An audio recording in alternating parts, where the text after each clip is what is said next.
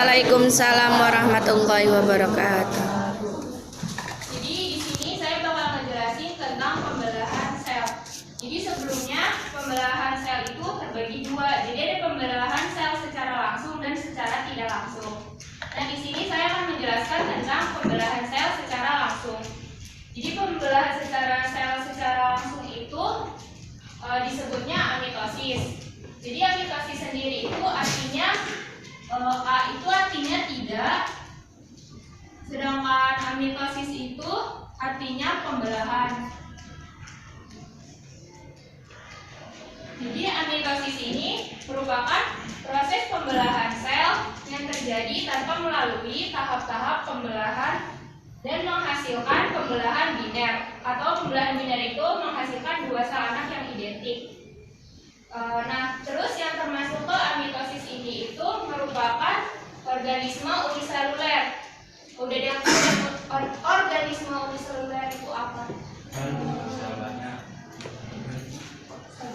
Bersel banyak. Salah. Jadi uniseluler itu benar, dia bersel satu. Ada yang tahu nggak contoh-contoh organisme yang bersel satu? Bakteri. Terus ada yang tahu lagi nggak?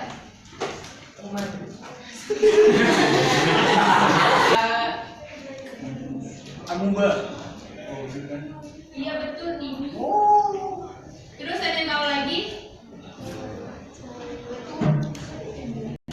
Ada proses pembelahan secara amitosis. Jadi di sini itu pertama ini nih yang garis ini disebutnya dinding sel. Jadi kromosom prokariotik.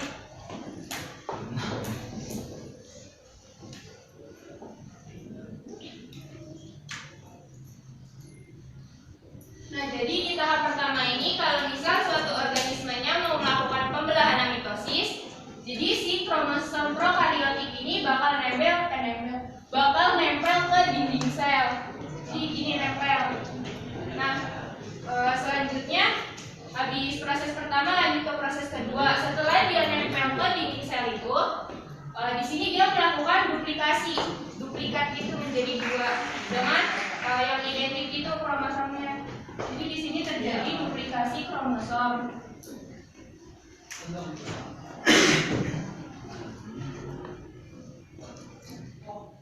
Nah, setelah terjadi duplikasi kromosom ini, si kromosom ini dan dinding selnya akan membelah menjadi dua. Kayak mulai ini dia mencapai ukuran yang maksimal. Jadi habis mencapai ukuran yang maksimal dia membelah. Jadi di sini terjadi dinding sel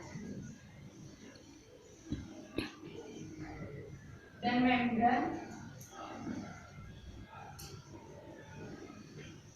membelah.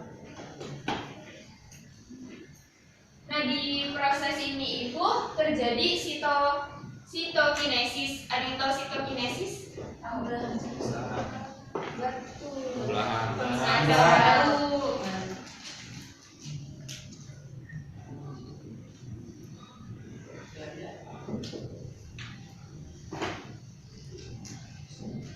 Nah, setelah terjadi sitokinesis, dia bakal menjadi dua organisme yang identik gitu. Jadi mereka sama persis, entah dari bentuknya gitu-gitu.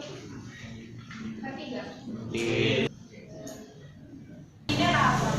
Apa yang Pembelahan biner. biner itu pembelahan berapa tuh? Yaitu dia menghasilkan dua sel secara identik. Amitosis ini adalah pembelahan sel yang menghasilkan dua sel anak yang kromosomnya itu persis sama induknya. Jadi kalau misalkan induknya kromosomnya 46, si anaknya itu bakal 46 juga. Terus selain itu si pembelahan mitosis ini juga berfungsi dalam pertumbuhan makhluk hidup dan perbaikan sel-sel rusak. Jadi kalau misalkan ada luka nih, terus tiba-tiba lukanya kering atau sembuh, itu tuh terjadi pembelahan mitosis. Nah, kemarin kan kita udah main game ya, pembelahan mitosis itu ada fase-fasenya ini. Nah, yang pertama itu ada interfase. Interfase itu dibagi menjadi 3 bagian, 3 tahap. Yang pertama itu ada fase G1 di mana si organel ini mengalami pembelahan volume. Jadi yang di luar sama di dalam-dalamnya itu membesar. Terus dilanjutkan dengan fase S, yaitu mengalami replikasi DNA. Jadi misalkan kayak kemarin tuh si kromatinnya itu ada 4, terus tiba-tiba jadi 8, itu karena mengalami replikasi DNA. Nah, selanjutnya itu fase G2, di mana organel yang tadinya sudah membesar akan ikut membelah dan masuk ke persiapan pembelahan sel. Terus masuk ke profase. Di profase ini si benang-benang kromatinnya akan memendek dan menebal menjadi kromosom. Nah, di fase ini tuh si membran nukleus sama inti selnya itu udah menghilang nih, udah nggak ada. Terus si nukleusnya, si sentrosom, kok ini nggak ada sentrosomnya? Itu harusnya sentrosom.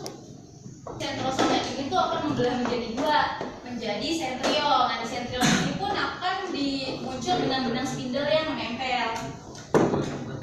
Nah, terus lanjut ke metafase. Di metafase ini, si kromosom kan yang tadinya bentuknya nggak beraturan nih, dia bakal sejajar di bidang ekuator, terus ditempelin sama benang-benang spindle di bagian kinetokor. Jadi si kinetokor ini tuh tempat menempelnya benang spindle sama si kromosom ini. Nah, terus di bagian anafase itu akan mengalami pemendekan benang spindle. Karena si benang spindlenya ini memendek, otomatis si kromosomnya ini akan membelah ke kutub yang berlawanan sesuai dengan tarikan si benang spindlenya ini. Nah, terus di bagian telofase itu di fase ini tuh akan mengalami sitokinesis yang kayak Aca jelasin tadi, itu adalah pembelahan sel.